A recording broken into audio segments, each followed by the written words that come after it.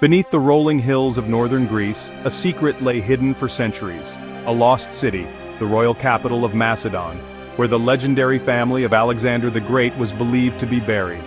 This was a place shrouded in myth and mystery, its true story waiting to be unearthed. Legends spoke of Aegae, the first Macedonian capital, and the tombs of kings. Alexander's father, son, and half-brother, all vanished from history, their resting places lost to time and rumor. For decades, archaeologists and treasure hunters scoured the land, driven by hope and curiosity, determined to uncover these royal graves and the truths they might reveal about a vanished world. Macedonian kings were buried in their homeland, but Alexander's own tomb was lost in Egypt, its location a mystery. But what of his family? Where did their stories end?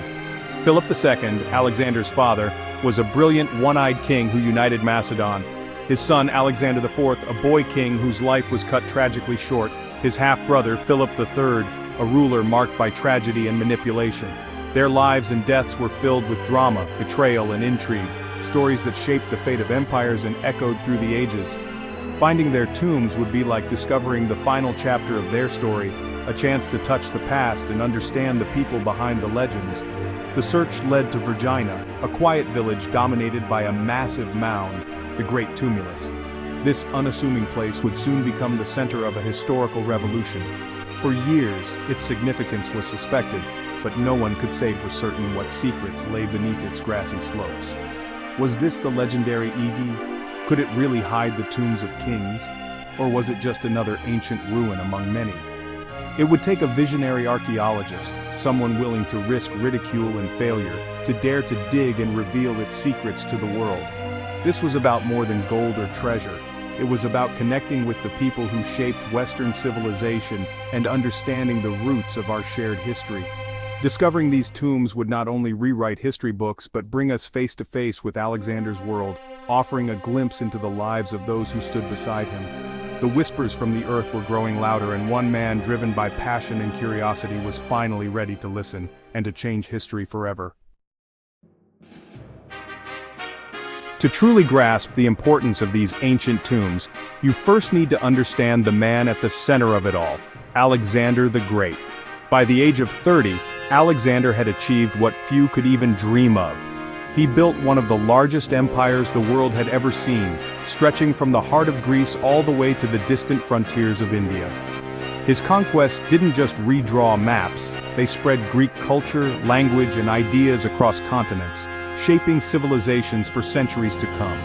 But Alexander's greatness didn't arise in isolation. He was the product of a powerful, ambitious family whose influence set the stage for his legendary achievements. His father, Philip II, was a visionary king who transformed Macedon from a minor kingdom into a military superpower. Philip dreamed of conquering Persia, and his reforms laid the groundwork for Alexander's future campaigns. But fate intervened. Philip's sudden assassination thrust his 20-year-old son onto the throne, forcing Alexander to prove himself as both a ruler and a warrior almost overnight. Alexander's own life was tragically short. He died at just 32, leaving behind a pregnant wife, a fragile empire, and a world forever changed by his ambition. His only legitimate son, Alexander IV, and his half-brother, Philip III Aridaeus, were left as figurehead kings, mere pawns in a deadly game of power. Real power quickly slipped from the royal family's grasp. Alexander's ambitious generals, known as the Diadochi, fought bitterly among themselves, plunging the empire into chaos and civil war. In the struggle for control, the royal family was systematically eliminated. Aridaeus and his wife executed, Alexander IV and his mother murdered in cold blood. Their dynasty was wiped out, their memory nearly lost to time. The Argead dynasty, which had once ruled the known world, ended in a storm of blood and secrecy, its final chapters shrouded in darkness. Their bodies were hidden away, their stories nearly erased from history, as if the world wanted to forget their rise and fall. But finding their tombs is more than an archaeological triumph, it's a way to restore their names, their stories, and their rightful place in the tapestry of history. This search is about reclaiming the legacy of a family that changed the course of the world, whose influence still echoes through time. The quest for their graves is a journey to give voice to those who were silenced, to bring light to the shadows of history, and to ensure that the story of the Argead dynasty is never forgotten. The story of the Vergina tombs is inseparable from Manolis Andronikos, the visionary archaeologist who dared to believe that the great tumulus concealed the lost royal necropolis of ancient Macedon. For years he studied the landscape, ancient texts, and local legends, convinced that the burial place of Macedonian kings lay hidden beneath the earth. Many doubted his theory, dismissing it as wishful thinking. But in 1977, driven by his unwavering conviction, Andronikos took a bold risk and began excavating the massive mound, determined to prove his hypothesis. After weeks of painstaking digging under the hot Macedonian sun, his team finally uncovered the top of a mysterious stone structure, a tomb unlike any other ever found in the region, hinting at something extraordinary. Tension mounted with every layer of earth removed. Had looters already plundered the tomb centuries ago, or would they be the first to glimpse its secrets? On November 8, 1977, the team's patience paid off. They discovered a sealed entrance untouched for millennia and cautiously peered into the darkness beyond. What they found inside was astonishing. The tomb was completely intact, filled with treasures, gleaming silver, bronze vessels, ceremonial armor, and delicate golden wreaths, all perfectly preserved. At the very center of the chamber stood a solid gold chest or larnax embossed with the radiant Macedonian starburst, the unmistakable royal insignia of the ancient dynasty. Andronikos knew instantly that this was no ordinary burial. He realized he had uncovered a royal tomb, possibly belonging to the family of Alexander the Great himself. The discovery electrified the world, making headlines and drawing crowds of journalists, historians, and curious onlookers to the site. This was no ordinary grave, but a time capsule from Alexander's era, offering a direct link to the glory and mystery of ancient Macedon. As the team continued their excavation, they uncovered a second chamber within Tomb 2. Inside, they found another golden chest and the remains of a woman, possibly a queen or royal consort. The artifacts were dazzling, each piece a masterpiece of ancient craftsmanship. Yet the biggest question remained: whose tombs were these and what stories did they hold? The quest for answers had only just begun. The team prepared for further excavations, determined to unlock the secrets of the royal necropolis. The world watched in fascination as history was rewritten in real time, with every new discovery shedding light on the ancient past. The royal dead of Macedon were about to be unmasked, and the legacy of Manolis Andronikos' great gamble would echo through the ages. The real detective work began after the tombs were opened. Andronikos believed the male skeleton in Tomb 2 was Philip II, Alexander's father. The tomb's date, wealth, and the starburst symbol all fit. Recent research confirms 3 key burials: Philip II in Tomb 2, a Scythian princess, his wife, in the antechamber, and Alexander IV in Tomb 3.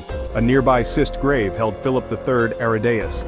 These identifications piece together the tragic end of the Argead dynasty. Philip II received a hero's burial. His son Alexander was absent, preparing for conquest. After Alexander's death, his family was murdered and buried in secrecy.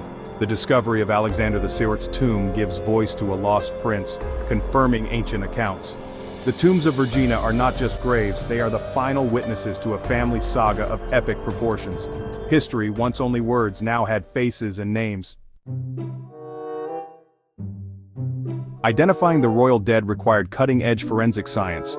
Researchers used medical and anthropological techniques to analyze the bones. Philip II's skeleton showed a damaged eye socket and fused knee, matching his known injuries. The teenager in Tomb 3 fit Alexander IV's age at death. Philip III's bones showed signs of cremation after exhumation, matching historical accounts. The woman in Tomb 2 had injuries and artifacts pointing to a Scythian warrior princess. Each skeleton told a story, confirmed by both science and history. By combining skeletal analysis, archaeology, and ancient texts, the identities became clear. The evidence was overwhelming. These were the royal dead of Igi. Science had finally given names to the bones. Today, the Great Tumulus at Vergina is a subterranean museum, preserving the royal tombs in situ. Tomb 2, Philip II's, is the centerpiece, a 2-chambered marvel with painted friezes and a temple-like facade. Inside, Philip's gold larnax, armor, and treasures remain, alongside the antechamber's female burial and golden artifacts. The hunting scene on the frieze may depict Philip and Alexander together. Tomb 3, for Alexander IV, is smaller but poignant, with a silver urn and golden wreath. Its simplicity reflects the boy's tragic secret burial. Other tombs, like the looted Tomb 1 and the heroon, add depth to the story. The necropolis reveals Macedonian royal burial practices and the turbulent end of Alexander's line. Each tomb is a chapter in a saga of power, loss, and legacy. Standing here, history feels immediate and alive. Beyond Philip II's tomb, the other Vergina tombs reveal the collapse of Alexander's empire. Tomb 3, now confirmed as Alexander the Fourth's, marks the dynasty's end, a prince buried with royal symbols, but in diminished splendor. The golden oak wreath and silver urn reflect both his heritage and his tragic fate. Tomb 4, found damaged and isolated, likely belonged to Cassander, the usurper who murdered Alexander IV. Its destruction was political vengeance. His enemies erased his memory. Cassander's ruined tomb, near the royal family he destroyed, is a final, ironic twist. The contrast between preserved and ruined tombs tells a story of ambition, betrayal, and the fleeting nature of power. The landscape itself is a testament to history's winners and losers. Ancient DNA analysis could provide the ultimate proof of the royal identities at Vergina. Extracting DNA from cremated bones is difficult, but advances offer hope. Dense bones may still preserve genetic material. If successful, DNA could confirm father-son links between Philip II and Alexander IV, and tie in Philip III. This would move the identifications from probable to certain. The Greek Ministry of Culture is cautious, but technology may soon allow minimally invasive testing. DNA could finally silence all doubts, unlocking the last secrets of Alexander's family. The promise of science hangs over Vergina, waiting to be fulfilled. The royal tombs of Vergina transformed our understanding of ancient Macedon. Before their discovery, Philip II was seen as a barbarian. The tombs revealed a sophisticated, artistic culture. The treasures and architecture show Macedon as a center of Hellenic civilization. These finds rehabilitated Philip's image and illuminated the world that shaped Alexander. The tombs of Alexander IV and Philip III are stark reminders of the chaos after Alexander's death. They make the wars of the successors personal and real. Vergina closes a gap in history, giving names and faces to a legendary family. The gold, bones, and art tell a story of power, tragedy, and legacy. The earth at Igi has finally spoken, changing history forever.